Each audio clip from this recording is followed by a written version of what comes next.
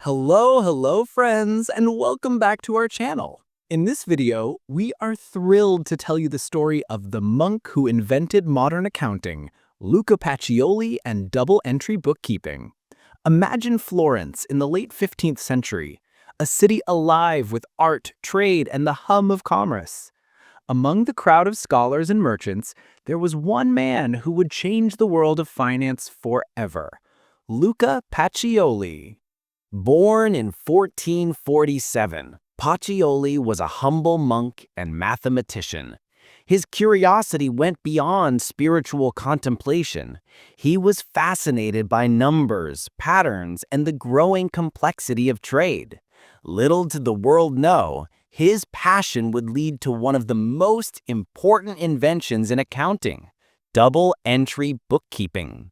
Before Pacioli, merchants struggled to keep track of debts, credits, and inventories. Errors were common, and financial chaos often reigned.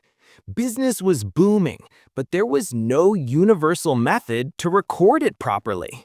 Observing Venetian and Florentine merchants, Pacioli realized that by recording both what is owed and what is owned, merchants could see a complete picture of their financial health. This became the foundation of double-entry bookkeeping.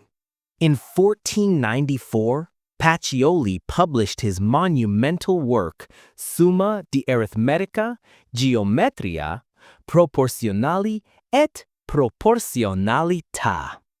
This book included the first clear description of double-entry bookkeeping, explaining the importance of balancing debits and credits. It was like giving the world a map to navigate financial transactions. Pacioli described how every transaction should be recorded twice, once as a debit, once as a credit.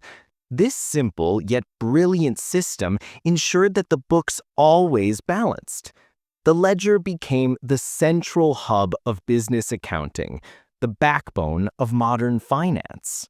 Let's take a closer look at how double-entry bookkeeping actually works in practice. Imagine you're a merchant in Venice in the 1490s.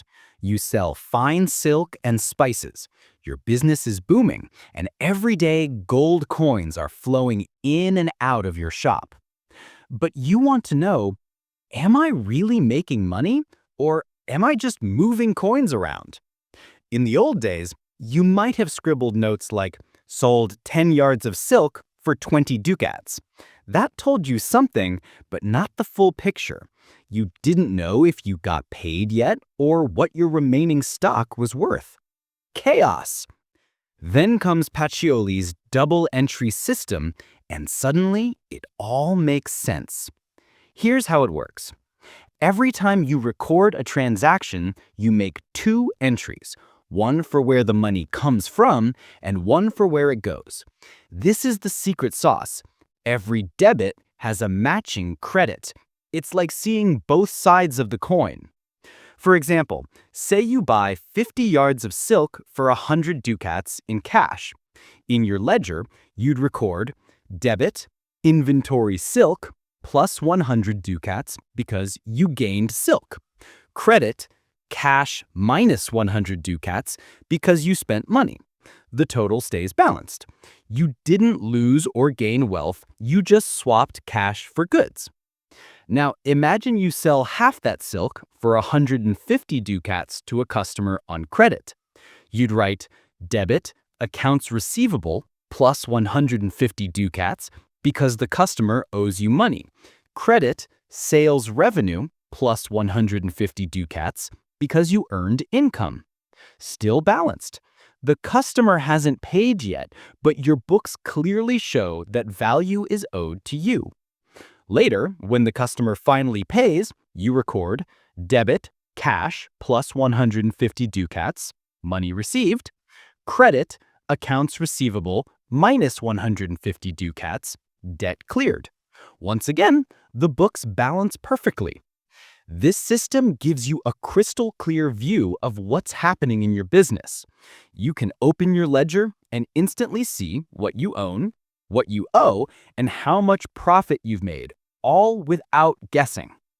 To make it easier, merchants used three main books: the journal, where every transaction is first written in order of time; the ledger, where transactions are sorted into accounts, cash, inventory, sales, debts, etc., and the trial balance, a summary to make sure every debit equals every credit.